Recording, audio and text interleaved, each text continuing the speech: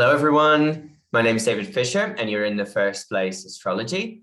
Tonight with me, I have Elsa to follow along in the journey of the Decans. Hey, Elsa. Hey, thanks for having me again. Nice to have you back. So tonight we are going over Aries 2 through the tarot associations that unfortunately Dee couldn't be with us today. He's got COVID. So we are going to be doing some of the tarot associations for you guys and coming up with some of the bullet points of what we discussed. In Elsa's channel, Hellenistic Astrology, you can check the links down below for the referred videos. And yeah, we're going to bring to you some information about the Decans shortly in this video, so you can have some quick access to refresh your memory, or just things on the go that you want to think about. Yeah, if you want to reflect on this particular decan. So Elsa, do you have any some words that we can associate, some bullet points that we can associate with this particular decan to start off with? Yeah, thanks. So Aries 2, its first ruler, again, as before, is Mars.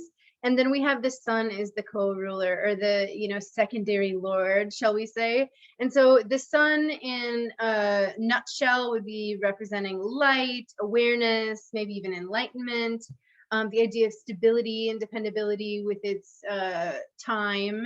And maybe David will elaborate a little bit on that, but the sun is also associated with life force, giving greenery to the earth and kind of giving our whole earth this rhythm to depend on. And then spirit as well. It could be an ensouled embodiment. Austin Coppock calls it the crown, this decan called the crown. T. Susan Chang calls it the kingdom of gold. And then we could call it the Lord of Established Strength, which we've heard it called, this decan. And I think that we're starting to get in kind of the tarot associations here, or the Lord of Virtue. In our conversations together, I think virtue and character and sort of that undercurrent was the big theme of the video. And if you want the whole breakdown, you can check it out. But I think that would be like a nutshell sum up. You want to add some stuff to that? Yeah, on what you're saying about the stability, the kingly office that the sun represents, in the sense that the sun really stands as the primary meaning of everything else. It's like the essence of life. It's the spirit that really moves your body towards what you idealize. It's your ideals. It's literally what moves you. So it's the rituals you abide by in your life. It's the things that you hold most sacred to yourself and that dictate, therefore, your movements, your actions. And so we go over that in more depth in the video in Elsa's channel. So do check that out. We're going to have links popping up at any particular side of the screen that you see it popping up. Just look for it now. And you have the sun also representing stability, as also was saying. What's meant by time is that the sun has this pace that doesn't retrograde. It doesn't get much different in a day-to-day pace. It's just like it varies between 58 minutes, if I'm not mistaken, or 59 minutes of arc of the zodiac portion, to 1 degree and 1 or 2 minutes per day at its fastest pace. So it's pretty steady, and it has a very steady motion also in the sky, in the sense that it doesn't seem to vary as much as the other planets. It sets the boundaries for the other planets, by the way.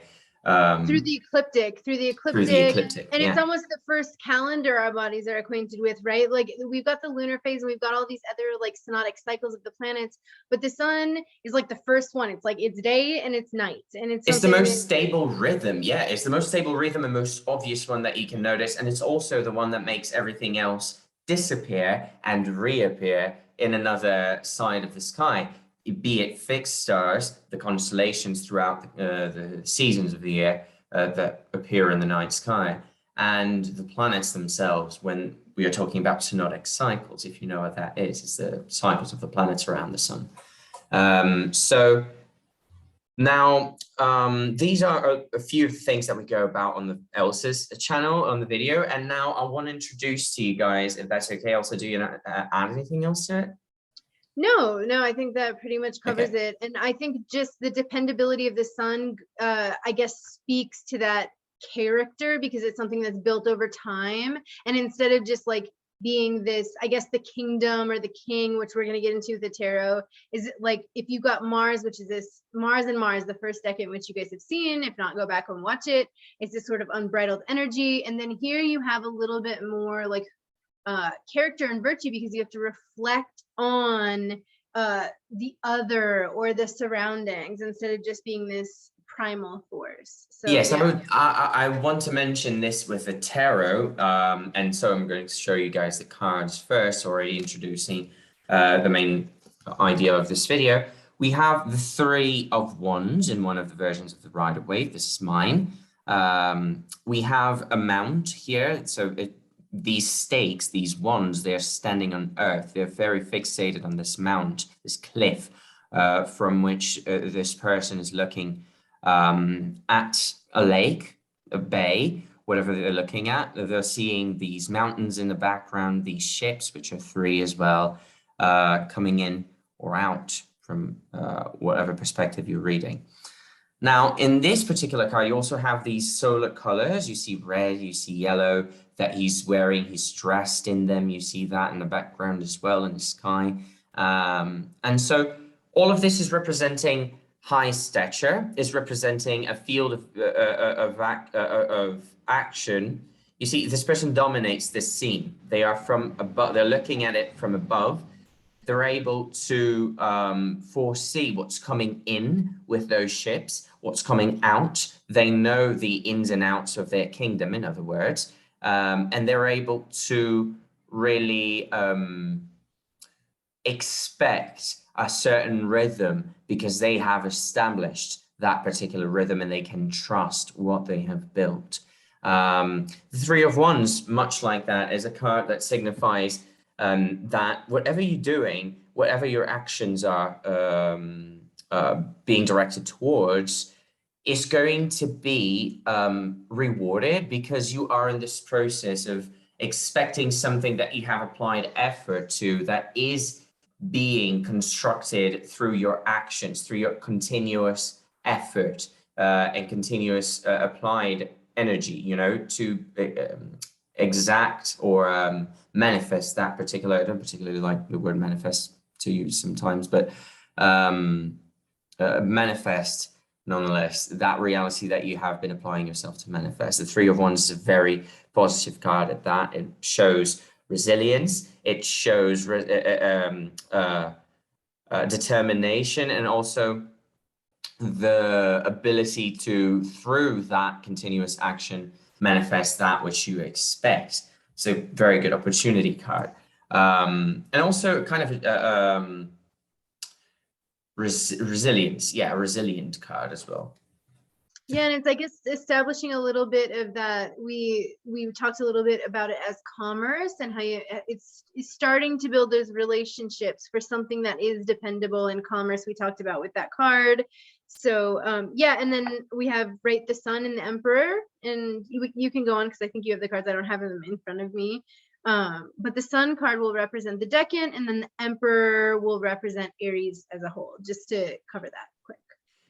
Yeah, in the video that I did with you guys, I unfortunately don't have the card here with me right now, but I have the other Three of Wands that has a sun figure from the Apocalypsis tarot deck. It has a sun painted in the background here. You have these two columns, these are the ones here that you can see. And I'm going to go into that symbolism in a little bit. But about what you were saying, Elsa, on the Emperor and the Sun card, well, the Emperor comes in with Aries. It comes again with that higher vision, with that having the impulse to really dominate and be the one people are looking at. The Emperor itself is a solar figure as well, in the sense that it is an authority figure, high office. And you have the Sun card, being this connection, I feel like, to divinity. It's like when you feel like your actions are validated by circumstance around you, and that validates your faith to a degree that it's not even faith, just faith anymore. It feels like a certainty. Like faith is certainty in things that are not seen, in things that you cannot really explain. You just have faith that things will go as you want or as you expect, because you habituated.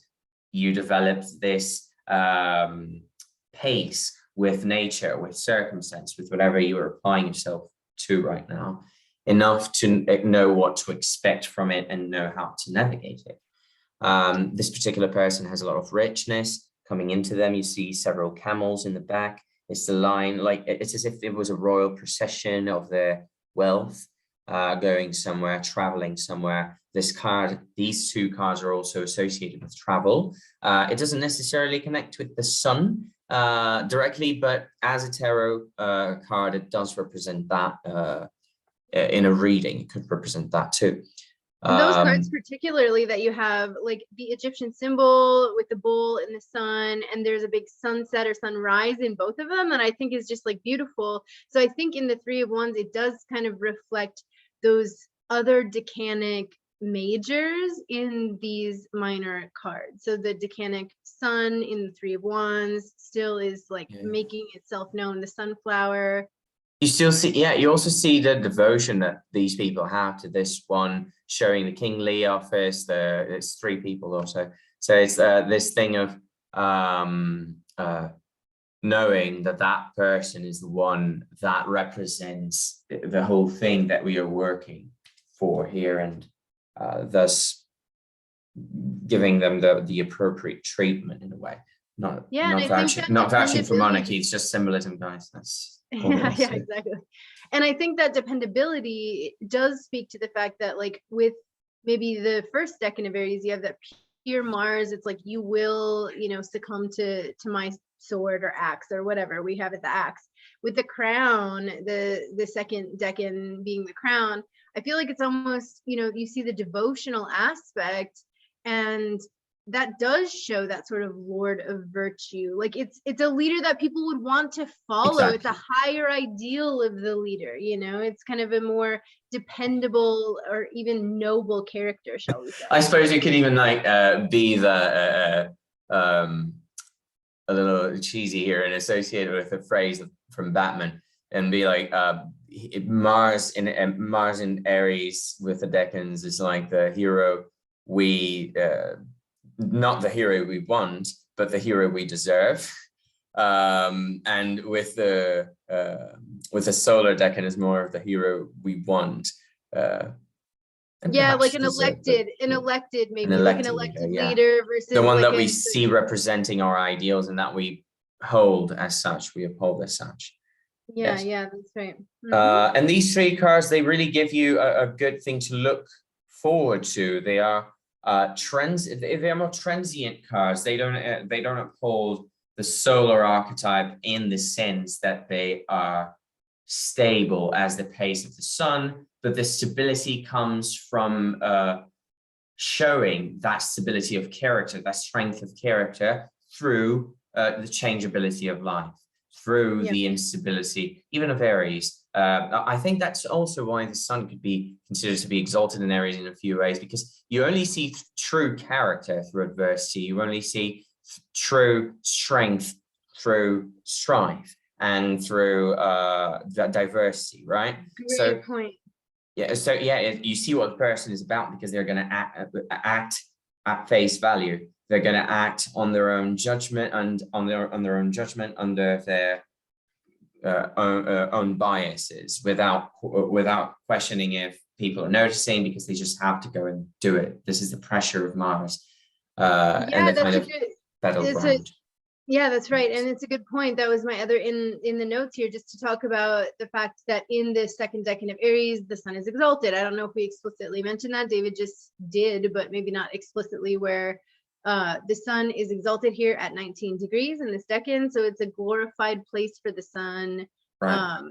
Yeah, I mean, maybe we could just say that it's a glorified place for the sun because the sun rules this decan, but not always is the ruler of the decan exalted in that moment. So we definitely have an exalted figure of the sun here, which talks more to that ideal, again, that kind of like held on high nature of it. And I think this is a good depiction of what you're saying, this card of the Apocalypsis tarot. Yeah. So yeah, I believe, do you have anything else that you want to add? Go on. No, I think we're good as far as that being like a solid recap of what we talked about in the main video, for sure. And we look forward to seeing D next time again. Yeah, he's definitely going to get back. He's looking better and better every day. So it's looking up. He was vaccinated, so he really had his immunity ready to deal with the virus. That's why it didn't hit him so hard, but he still was in bed for a few days and unable to film, obviously. But now he's recovering a bit of mind fog still, so he couldn't be with us. But for Aries 3, he'll definitely be back.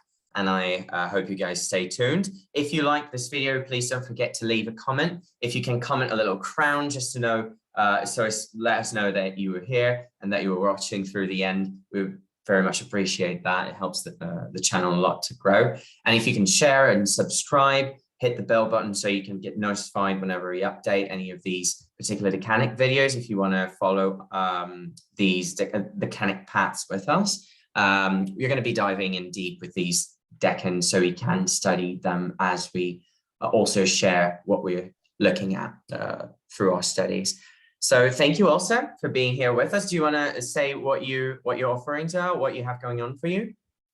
Yeah, I mean, in the About section of the Hellenistic Astrology channel on YouTube, you can find my contact. Right now, the website still isn't out, but you can find my contact there. I do have a few openings for readings, so I always that's honestly, doing readings and being an astrologer is my main passion. Like doing these YouTube things is like really, really fun, but I love one-on-one working with people. So hit me up there. Also, just to mention it here briefly, someone had asked us about the thumbnail images that were done on the main channel, because I use like Decanic colors and some of the Decanic images, and I just kind of collaged them in. So if you want those Decanic images, we're actually making them available over on our Patreon. One that I share with David, one that it's a Patreon for the entire channel. So we have projects and stuff over there, and I think I did like a $2 USD per month just to get those just to get it rolling. And if you want to see them or have them as a part of a reference for this, we have those available on the Hellenistic Astrology Patreon page, which the link is again on the Hellenistic Astrology YouTube. But as far as that, I think that's it. So again, every link's going to be in the description. And I want to mention also that I have my website, In the First Place Astrology. All the links again are down below. And if you want to have a reading with me, I offer tarot readings. So does Katie, another colleague of ours in the other channel. Elsa offers astrology readings. I'm not sure if you do tarot. Do you? I do tarot, but it's kind of a side gig. I do it at like in-person festivals and things like that. If someone really wanted it and they wanted it to be from me, I would do it, but it's not a main thing. Yeah. But thank you. Yeah, so do make sure to check that out. Also for my horary readings, electional readings, electional sessions, things that you really need from astrology. I might even point you out to other professionals who might know things that you're looking for better than I do. So just check the links down below and don't forget to like, and I'll see you next time. I hope you stay tuned. And oh, I forgot to mention the Astro Collective. Do check that page out on Facebook as well. Lots of Astro content that from other creators that you can possibly start following in order to integrate your, your skill set, integrate more stuff into your skill set, into your database, whatever. Just check them out. They're wonderful people with a lot of. There's so many good people. There are friends, and we started this like through study groups and through other people in this world. So there's so many good resources on there. So thanks Astro Collective for being there with us and for us. And yeah, I'll see you guys next time then. Stay golden. Ciao. Stay golden. Ciao. Bye.